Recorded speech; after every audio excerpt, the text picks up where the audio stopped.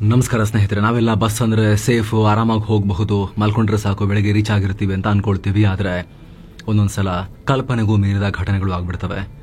ಆಂಧ್ರದಲ್ಲೂ ಕೂಡ ಇದೇ ಆಗಿದೆ. ಬೆಂಗಳೂರಿಗೆ ಬರ್ತಾ ಇದ್ದ ಓಲ್ವೋ ಬಸ್ ಬೆಳಗಿನ ಜಾವ 3 ಗಂಟೆ ಹೊತ್ತಿಗೆ ಸುಟ್ಟು ಹೋಗ್ಬಿಟ್ಟಿದೆ. ಕನಿಷ್ಠ 25 ಜನ ಪ್ರಾಣ ಕಳ್ಕೊಂಡಿದ್ದಾರೆ. ನಿದ್ರೆ ಮಾಡಿ ಇನ್ನೇನು ಬೆಳಗಿನ ಜಾವ ಊರಿಗೆ ಸೇರ್ತೀವಿ ಅಂತ ಹೇಳಿ ಮಲಗಿದ್ದ ಜನ ಇಲ್ಲ. ಇಡೀ ದೇಶ ಕಂಬನಿ ಮಿಡಿತಾ ಇದೆ.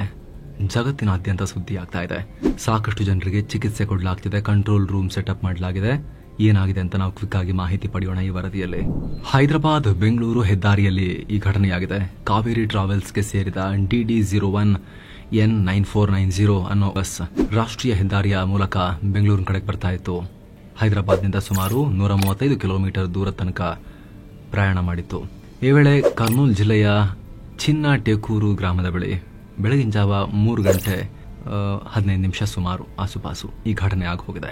ನಿಖರ ಕಾರಣ ಏನು ಅಂತ ಇನ್ನಷ್ಟೇ ಸ್ಪಷ್ಟವಾಗಬೇಕು. ಆದರೆ ಈಗ ಸಿಗ್ತಿರೋ ಮಾಹಿತಿ ಪ್ರಕಾರ ಬೈಕ್ಗೆ ಡಿಕ್ಕಿ ಹೊಡೆದಿದ್ರಿಂದ ಈ ಅವಘಡ ಆಗಿದೆ ಅಂತ ಹೇಳಲಾಗ್ತಿದೆ.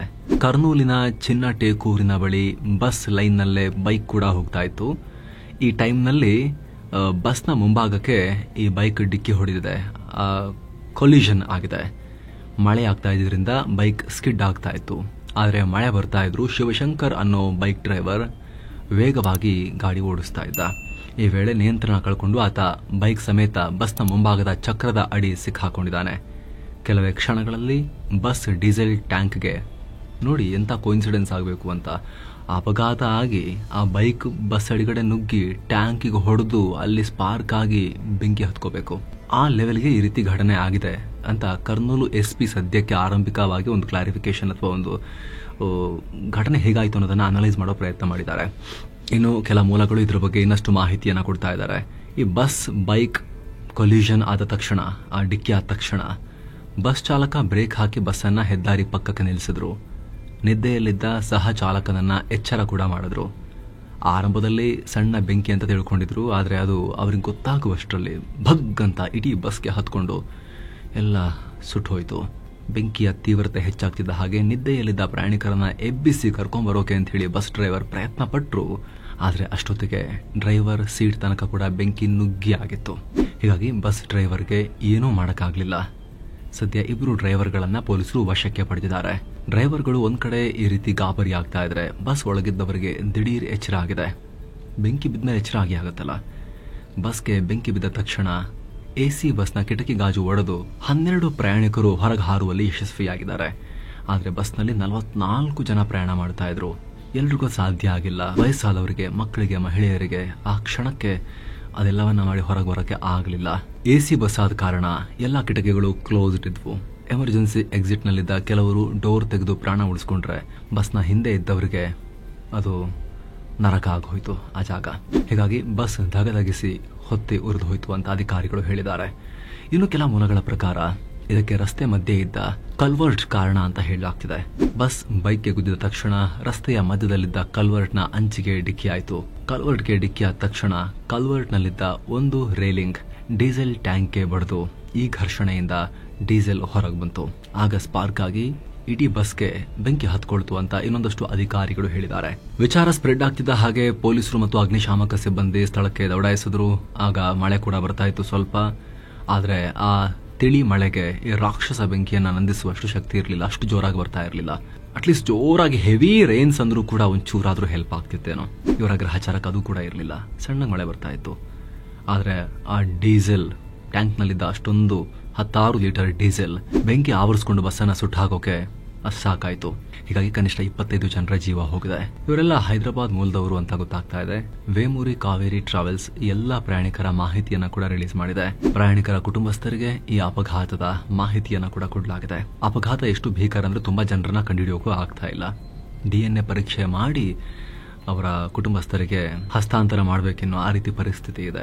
ಇನ್ನು ಹಲವರ ಸ್ಥಿತಿ ಗಂಭೀರವಾಗಿದೆ. ಆಸ್ಪತ್ರೆಗೆ ಸೇರಿಸಿ ಚಿಕಿತ್ಸೆ ಕೊಡಲಾಗ್ತಿದೆ. ಇದುವರೆಗೆ 11 ಜನರನ್ನ ಗುರುತಿಸಲಾಗಿದೆ. 9 ಜನರ ಗುರುತು ಕೂಡ ಸಿಕ್ಕಿಲ್ಲ. ಇನ್ನುಳಿದವರಿಗೆ ಶೋಧ ಕಾರ್ಯ ನಡೆಸಲಾಗ್ತಾ ಇದೆ. ಇನ್ನು ಘಟನೆಗೆ ಇಡೀ ದೇಶ ಕಂಬನಿ ಮಿಡಿದಿದೆ. ದುಬೈ ಭೇಟಿಯಲ್ಲಿರೋ ಮುಖ್ಯಮಂತ್ರಿ ಚಂದ್ರಬಾಬು ನಾಯ್ಡು ಘಟನೆಯಿಂದ ಆಘಾತ ವ್ಯಕ್ತಪಡಿಸಿದ್ದಾರೆ. ಹಿರಿಯ ಅಧಿಕಾರಿಗಳಿಂದ ಮಾಹಿತಿ ಪಡೆದು ಚೀಫ್ ಸೆಕ್ರೆಟರಿ ಜೊತೆಗೆ ಚರ್ಚೆ ಮಾಡಿದ್ದಾರೆ. ಪರಿಹಾರ ಕೂಡ ಘೋಷಣೆಯಾಗಿದೆ. ಉನ್ನತ ಮಟ್ಟದ ತನಿಖೆಗೂ ಆದೇಶ ಕೊಟ್ಟಿದ್ದಾರೆ. ಇದರಲ್ಲಿ ಚಾಲಕ ಏನಾದರೂ ತಪ್ಪು ಮಾಡಿದ್ರ, ಬಸ್ಸಲ್ಲಿ ಸುರಕ್ಷತಾ ಕ್ರಮ ಸರಿಯಾಗಿ ಪಾಲಿಸಲಾಗಿತ್ತಾ, ಏನಾಯಿತು ಎಲ್ಲವನ್ನ ಮಾಹಿತಿ ಕಲೆ ಹಾಕೋಕೆ ತನಿಖೆ ನಡೆಸಲಾಗ್ತಾ ಇದೆ. ಕರ್ನೂಲ್ ಡಿಐಜಿ ಕೋಯಾ ಪ್ರವೀಣ್ ಪ್ರಕಾರ ಬಸ್ಸಲ್ಲಿ ಯಾವುದೇ ಸೇಫ್ಟಿ ಕ್ರಮಗಳು ಇರಲಿಲ್ಲ, ಹೀಗಾಗಿ ಬಸ್ಗೆ ಬೇಗ ಬೆಂಕಿ ಹತ್ಕೊಳ್ಳೋಂಗಾಯ್ತು. ಅದನ್ನ ನಿರ್ವಹಣೆ ಮಾಡೋಕೆ ಯಾವುದೇ ಬೆಂಕಿ ಬಿದ್ದರೆ ಅದನ್ನ ಫೇಸ್ ಮಾಡೋಕೆ ಯಾವುದೇ ವ್ಯವಸ್ಥೆನೂ ಅಲ್ಲಿ ಇರಲಿಲ್ಲ ಅಂತ ಹೇಳಿದ್ದಾರೆ. ಹಾಗೆ ಪ್ರಧಾನಿ ಮೋದಿ ಮತ್ತು ರಾಷ್ಟ್ರಪತಿ ದ್ರೌಪದಿ ಮುರ್ಮು ಅವರು ಕೂಡ ಇದಕ್ಕೆ ಶೋಕ ವ್ಯಕ್ತಪಡಿಸಿದ್ದಾರೆ. ಪ್ರಧಾನಮಂತ್ರಿಗಳ ರಾಷ್ಟ್ರೀಯ ಪರಿಹಾರ ನಿಧಿಯಿಂದಲೂ ಕೂಡ ಪರಿಹಾರವನ್ನ ಘೋಷಿಸಲಾಗಿದೆ. ಇನ್ನು ದುರಂತದಲ್ಲಿ ಕರ್ನಾಟಕದವರು ಯಾರಾದರೂ ಇದ್ರಾ ಅಂತ ಚೆಕ್ ಮಾಡೋಕೆ ರಾಜ್ಯ ಸಾರಿಗೆ ಇಲಾಖೆ ಆದೇಶ ಕೊಟ್ಟಿದೆ. ಈಗ ಆಲ್ರೆಡಿ RTO ಅಧಿಕಾರಿಗಳನ್ನ ಕರ್ನೂಲ್ಗೆ ಕಳಿಸಿದೀವಿ ಅಂತ ಸಚಿವ ರಾಮಲಿಂಗಾರೆಡ್ಡಿ ಹೇಳಿದ್ದಾರೆ. ಇದು ಕಾವೇರಿ ಟ್ರಾವೆಲ್ಸ್ ಅಂದ ತಕ್ಷಣ ಕರ್ನಾಟಕ ಮೂಲದ ಬಗ್ಗೆ ಅನುಮಾನ ಇತ್ತು. ಆದರೆ ರಾಜ್ಯ ಸರ್ಕಾರ ಈ ಬಗ್ಗೆ ಕ್ಲಾರಿಟಿ ಕೊಟ್ಟಿದೆ. ಈ ಬಸ್ ಕರ್ನಾಟಕದಲ್ಲಿ ರಿಜಿಸ್ಟರ್ ಆಗಿಲ್ಲ ಅನ್ನೋ ಮಾಹಿತಿ ಅಧಿಕಾರಿಗಳಿಂದ ಸ್ಪಷ್ಟವಾಗಿದೆ. ಬಸ್ ಆಪರೇಟರ್ ಹೈದರಾಬಾದ್ ಮೂಲದವರು, ಹೈದರಾಬಾದ್ನಿಂದ ಬೆಂಗಳೂರಿಗೆ ಬಸ್ ಸಂಚಾರ ಮಾಡ್ತಾ ಇತ್ತು ಅಂತ ರಾಮಲಿಂಗಾರೆಡ್ಡಿ ಹೇಳಿದ್ದಾರೆ. ಇತ್ತ ತೆಲಂಗಾಣ ಮುಖ್ಯಮಂತ್ರಿ ರೇವಂತ್ ರೆಡ್ಡಿ ತುರ್ತು ಮೀಟಿಂಗ್ ನಡೆಸಿದ್ದಾರೆ. ಚೀಫ್ ಸೆಕ್ರೆಟರಿ ಜೊತೆಗೆ ಮಾತನಾಡಿ ತಕ್ಷಣ ಅಗತ್ಯ ಕ್ರಮ ತಗೊಳ್ಳಿ ಅಂತ ಸೂಚಿಸಿದ್ದಾರೆ. ಸಂತ್ರಸ್ತರ ಕುಟುಂಬಗಳಿಗೆ ನೆರವಾಗೋಕೆ ಹೆಲ್ಪ್ ಲೈನ್, ಕಂಟ್ರೋಲ್ ರೂಮ್ ಎಲ್ಲ ಸ್ಥಾಪನೆ ಮಾಡಿದ್ದಾರೆ. ಆಂಧ್ರ ಸರ್ಕಾರ ಕೂಡ ಕಂಟ್ರೋಲ್ ರೂಮ್ ಸ್ಥಾಪನೆ ಮಾಡಿದೆ. ಸ್ನೇಹಿತರೆ, ಬಸ್ಗಳ ವಿಚಾರದಲ್ಲಿ ಸೇಫ್ಟಿ ಇನ್ನು ಸ್ವಲ್ಪ ಇಂಪ್ರೂವ್ ಆಗಬೇಕು ನಮ್ಮಲ್ಲಿ. ಅದು ಕೂಡ ಮಾಸ್ ಟ್ರಾನ್ಸ್ಪೋರ್ಟೇಷನ್. ಬಸ್ಸಲ್ಲಿ 16 ಜನ ತುಂಬಿಕೊಂಡು ಹೋಗ್ತಾ ಇರ್ತಾರೆ. ಸಣ್ಣ ಜಾಗದಲ್ಲಿ ದೊಡ್ಡ ಪ್ರಮಾಣದಲ್ಲಿ ಪ್ಯಾಸೆಂಜರ್ ಡೆನ್ಸಿಟಿ ಇರುತ್ತೆ. ಸ್ವಲ್ಪ ಎಕ್ಸ್ಟ್ರಾ ಕೇರ್ಫುಲ್ ಆಗಬೇಕು ಹೋಗ್ತಾ ಆದರೂ ಕೂಡ. ಭಾರತದಲ್ಲಿ ವಾರ್ಷಿಕವಾಗಿ 10,000 ಬಸ್ ಆಕ್ಸಿಡೆಂಟ್ಸ್ ಆಗ್ತಾ ಇದಾವೆ. 2018ರಿಂದ ಇಲ್ಲಿ ತನಕ ಸುಮಾರು 23,000ದಷ್ಟು ಜನ ಪ್ರಾಣ ಕಳ್ಕೊಂಡಿದ್ದಾರೆ. ಕರ್ನಾಟಕ ಒಂದರಲ್ಲೇ ಕಳೆದ 5 ವರ್ಷಗಳಲ್ಲಿ 2,000ಕ್ಕಿಂತ ಹೆಚ್ಚು ಜನರು ಪ್ರಾಣ ಕಳ್ಕೊಂಡಿದ್ದಾರೆ. 8,000 ಬಸ್ ಆಕ್ಸಿಡೆಂಟ್ಗಳು ನಡೆದಿವೆ. 14,000ಕ್ಕೂ ಅಧಿಕ ಮಂದಿ ಗಾಯಗೊಂಡಿದ್ದಾರೆ. ಅತಿಯಾದ ವೇಗ, ನಿದ್ರಾಹೀನತೆ, ಕುಡಿದು ಗಾಡಿ ಓಡಿಸೋದು ಇದೆಲ್ಲ ಆಗ್ತಾ ಇದೆ. ಅವಾಗವಾಗ ಬಸ್ಸಿಗೆ ಬೆಂಕಿ ಬಿದ್ದಿರೋ ಉದಾಹರಣೆ ಕೂಡ ಇದೆ. ಹಾಗಾಗಿ ಬಸ್ ಟ್ರಾನ್ಸ್ಪೋರ್ಟೇಷನ್ ವಿಚಾರದಲ್ಲಿ ಒಂದಷ್ಟು ಗೈಡ್ಲೈನ್ಸ್ ಬೇಕು, ಒಂದಷ್ಟು SOP ಬೇಕು. ಇಲ್ಲಿ ಪ್ರಾಬ್ಲಮ್ ಏನು ಅಂದ್ರೆ ತೀರಾ ಸೇಫ್ಟಿ ಮೆಷರ್ಸ್ ಎಲ್ಲ ಇನ್ಕ್ಲೂಡ್ ಮಾಡಿ ಅಂತ ಹೇಳಿ ಸಡನ್ ಆಗಿ ರೂಲ್ಸ್ ತಂದಾಗ ಬಸ್ ಟಿಕೆಟ್ ದರ ಏರಿಕೆ ಆಗುತ್ತೆ. ಯಾಕಂದ್ರೆ ಕಾಸ್ಟ್ ಇದೆಯಲ್ಲ, ಪ್ರತಿಯೊಂದಕ್ಕೊಂದು ಕಾಸ್ಟ್ ಅಂತ ಇರುತ್ತೆ. ಬಸ್ ಅಷ್ಟೊಂದು ಅಡ್ವಾನ್ಸ್ ಆಗಬೇಕು, ಅದರಲ್ಲಿ ಅಷ್ಟೊಂದು ಫೀಚರ್ಸ್ ಕೊಡಬೇಕು ಅಂದ್ರೆ ಕಾಸ್ಟ್ ಜಂಪ್ ಆಗುತ್ತೆ, ಟಿಕೆಟ್ ಕಾಸ್ಟ್ ಕೂಡ ಜಾಸ್ತಿ ಆಗುತ್ತೆ. ಬಸ್ ಜನಸಾಮಾನ್ಯರ ಓಡಾಟದ ಒಂದು ಮಾಧ್ಯಮ. ಹೀಗಾಗಿ ಎಲ್ಲದರಲ್ಲೂ ಬ್ಯಾಲೆನ್ಸ್ ಸಾಧಿಸಿಕೊಂಡು ಸೇಫ್ಟಿ ಮೆಷರ್ಸ್ ಅನ್ನ ಇಂಪ್ರೂವ್ ಮಾಡೋದು ಕೂಡ ಅನಿವಾರ್ಯ. ಜೊತೆಗೆ ಬಸ್ ಡ್ರೈವಿಂಗ್ ಅಂತ ಹೇಳಿದ್ರೆ ಅದು ಪ್ರೈವೇಟ್ ಡ್ರೈವಿಂಗ್ ನಷ್ಟು ಈಸಿ ಆಗಬಾರ್ದು. ಒಬ್ಬ ಚಾಲಕ ಬಸ್ ಡ್ರೈವ್ ಮಾಡ್ತಾರೆ ಅಂತ ಹೇಳಿದ್ರೆ ಅದಕ್ಕೆ ಮಿನಿಮಮ್ ಒಂದಷ್ಟು ವರ್ಷಗಳ ಎಕ್ಸ್ಪೀರಿಯನ್ಸ್ ಮತ್ತು ಪ್ರೂವನ್ ಟ್ರ್ಯಾಕ್ ರೆಕಾರ್ಡ್ ಬೇಕಾಗತ್ತೆ.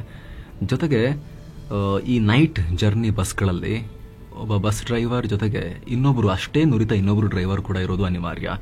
ಹುಷಾರಿಲ್ಲ ಅಥವಾ ಏನೋ ಕಂಡುಬಿಡಕ್ಕೆ ಆಗ್ತಾ ಇಲ್ಲ ಅನ್ನೋ ಸಿಚುವೇಶನ್ ಬಂತು ಯಾವತ್ತೋ ಒಂದು ದಿವಸ ಅಂತ ಹೇಳಿದ್ರೆ ಡ್ರೈವರ್ ಚೇಂಜ್ ಆಗೋಕ್ಕೂ ವ್ಯವಸ್ಥೆ ಇರಬೇಕು. ಹೆಚ್ಚಿನವರು ಇದನ್ನ ಫಾಲೋ ಮಾಡಲ್ಲ. ಹೀಗಾಗಿ ಒಂದಲ್ಲ ಒಂದು ತರದ ವೆರೈಟಿ ಅಪಘಾತಗಳಾಗ್ತವೆ. ಒಂದ್ಸಲಿ ಬಸ್ಸಿಗೆ ಬೆಂಕಿ ಬೀಳೋದು, ಒಂದ್ಸಲಿ ಬಸ್ ಪಲ್ಟಿ ಹೊಡೆಯೋದು, ಕಮರಿಗೆ ಬೀಳೋದು, ಗುದ್ದೋದು, ಏನಾದ್ರೂ ಒಂದು ಆಗ್ತಾ ಇದೆ. ಜನರ ಪ್ರಾಣ ಹೋಗ್ತಾ ಇದೆ.